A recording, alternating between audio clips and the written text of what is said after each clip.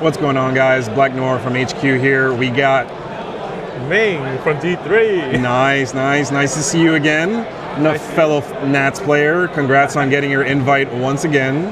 Good stuff. So tell us a little bit about your day today, what you did at Virginia Regionals, and what deck did you play? Yeah, sounds good. So today I played Mill, Purple Nice. Mill. Okay. Never touched this deck until yesterday. Learned it 24 hours, somehow made it top 16. Thanks to my buddy, Captain Legit Vocals. Nice. So he's the one who put me on this deck. I was playing against it with a variety of decks, 4 costs and under, like Kenshin, Toshi, Yellow Girls.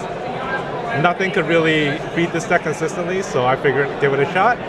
It was strong, and here I am. Nice. So go through it a little bit. Tell us a little bit of your deck list, what you went through. Yep. So first things first, we have our 0 drops. Draw 1, trash 1. This is very crucial to the deck, as the deck's name is called, Mill. You want to get cards in your trash, and this is the easiest way to do it, starting from 0. And then we have Sung Jinwoo, the main man, the main guy you want to raid over. You want as many copies of him as you can, so he's at 4. And Essel, one of the linchpins of the deck. This carries your entire engine. The moment you see one and put it in your trash, your game is online and you can do whatever you want. If you don't see it, you're probably in for a rough time. And we have 2 copies of Han Song-yi. This is a card that I really like, but just couldn't find space for more. And the deck had enough draw, enough searching, and enough filtering to see your curve enough times where maybe you'll be stuck on 5 and not be able to push up cards, but you will definitely be able to get that. And next up we have Sung Jinwoo, the other one. This just lets you scry the top, add to your trash if needed, and it's a 2K, the best target to get off of your color triggers. So you always want one in your sideline. And then we have Woo Jin-cho. He is very underrated. There are a lot of Mill players out in this event, and some of them don't even run this card, but I think he's a staple. He's a 35 that can get to 4K. He can block things that can't be blocked by 4K or higher. He's amazing in the mirror match too. Absolutely. He lets you fill up your trash, and even when you have nothing that you can put pressure on your opponents with, you play this card on your second turn, 1 second, just put it up front. It blocks almost everything at that time. And moving on, Sung Jinwoo. This card, 3 cost, double energy, mills 2. Does everything the deck wants. Add on a nullify impact just for the times when you need to push it up front at the end of the game, and you're good to go. Alright, Cha Ha-in. She is a very sore point for me today. My losses were when I couldn't see her at all, either in life, in hand, in the trash. You definitely want at least 1 copy of her in the trash at the end of the game, just to play out with your raid. And she helps you get to your 20 cards in the trash. She mills 1. She can come back with the raid, and she gets you this card, which also comes back and gives you another mill. So she's just a very important part of the engine. Sung Jinwoo, the 4 cost raid. This is probably the more important raid, even though it's the less flashy one. It lets you search cards. The turn you play it, you draw 3 trash 2 if you have an SO in your trash already. And when attacking, you filter again, adding another card. Every time they leave it on field, it just keeps on doing this thing. It can even be blocked by a 5K body. So it's amazing. And this one, Sung Jinwoo, the 5 cost raid. Man the myth. Yep, he is the way you end games, the way you start games, and make your opponent feel miserable. Once you see these raided and they're not removed from the board, you can just assume you've won the game already. He gets back the Cha Ha-in for the finishing blow if you have 20 or more cards in your sideline. He's a 6k impact by the end of the game most of the time. Sometimes more, sometimes you can even get it back with a certain other card and do it more than 4 times in a single game.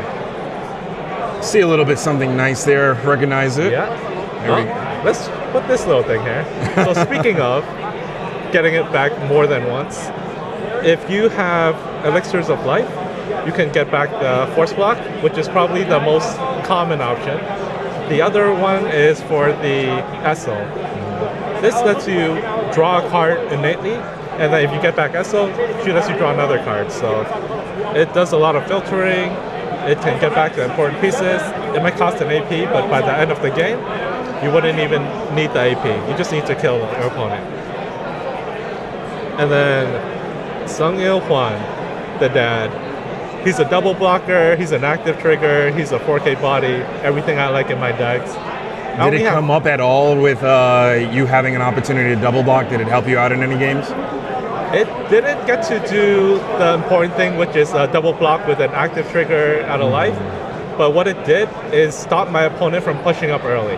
Right. So in my first round opponent, they were playing Willy.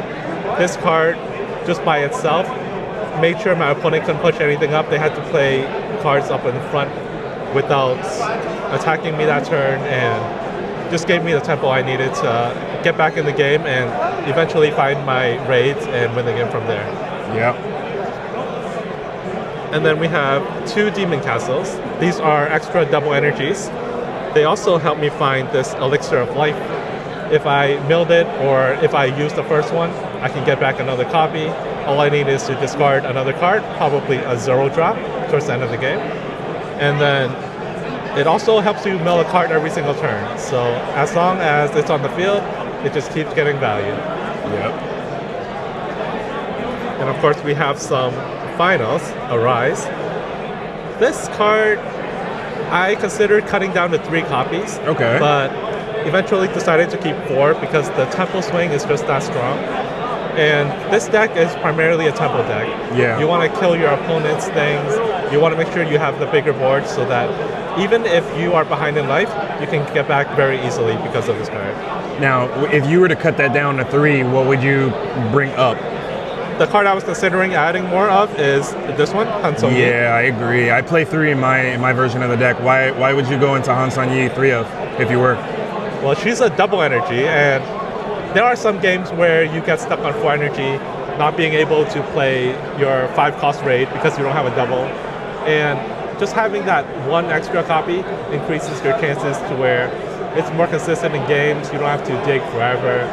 And she also helps you curve out, because one of the games that I lost, I had to AP draw twice in the first 2 rounds. Wow. So if she were there, I probably would have been able to play the game normally.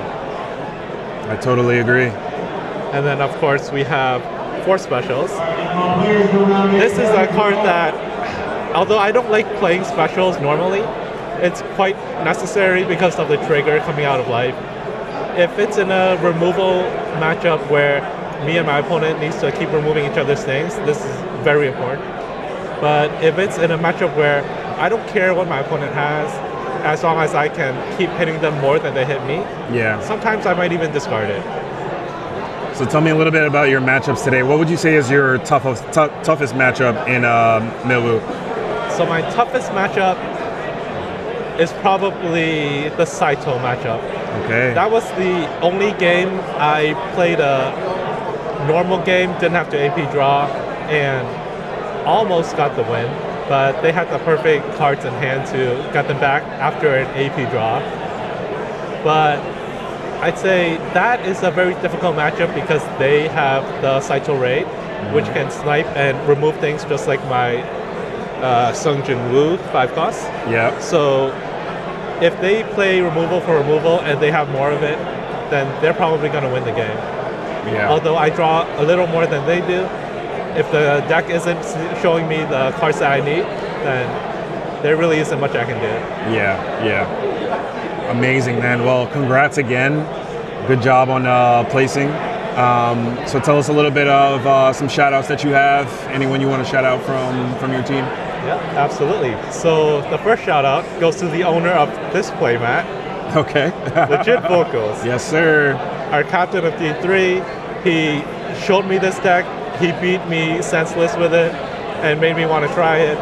And after I started playing it yesterday, him and our other teammate Tanner, who also played this deck, they taught me everything I knew over these last 24 hours, Yeah. which got me to this point. So I appreciate them so much. Along with our other teammates, I played Cowboy King, Okay. who destroyed me on his Shadow Monarch deck. Yeah. Which I would say is a tough matchup as well. Absolutely. And it took me over 10 games before I could figure out the correct way to play against it. Would you say this is like a high ceiling, low floor deck, or because I look at a lot of different lists that came out, and a lot of people didn't believe in it. A lot of people didn't believe in it. I think they missed the mark on practicing into this and getting snuck by Cha-Hei-Ins or just the amount of removal that it has. Yep, absolutely. This deck, I think, has the highest ceiling and the lowest floor. So if you play it incorrectly and just play a normal deck, you might curve your way out to a 4K body, rate them whenever you can, and just do whatever damage you can. But because of this card in particular, you have to worry about your trash so much. You need the number of copies needed to finish a game. If you don't have one copy of Cha in your sideline already, you sometimes have to just block with her. Even Yeah. if you could get more value by getting a free block on a smaller body, you might need to just bite the bullet, block a 4K, just so you can have her in her sideline. Yeah. Amazing, amazing. Well, again, congrats. Obviously, we saw you in Nats in January. How'd you end up doing in Nats when we were there? Nats is a little bit of a sore topic. I started off undefeated until I played my teammate, and then I beat him, played the eventual winner of the whole event. Wow. I would have won that match, but his final 2 life kind of destroyed me. There was specials, the raid tension. What can you do against that? Yeah, I know. And then I got my deck checked, and I guess I didn't shuffle well enough. I lost all my remaining matches because my deck was too clumped. I was kind of soft breaking, couldn't get to 7 with the spare, and ended up X3, which also bubbled out my teammate, Legit Vocals here. Oh, no. So if I won a single other game after I beat him, he would have made the second day, and I probably would have made it too. But Nice. Well, the good thing is we all have another chance. You got your invite. D3 did pretty good during the event. We had a great testing session with you guys yesterday, so shout out to you guys as well. And you heard it here first. So D3 and ours, if you guys checked out the podcast, we spoke really deeply about this deck and how we felt about it. You saw first place ticket. Obviously, Ming did really well, so shout out to you, Ming, and keep up the good work. We'll see you in Nats. yeah, thank you so much. Take care, brother. Take care.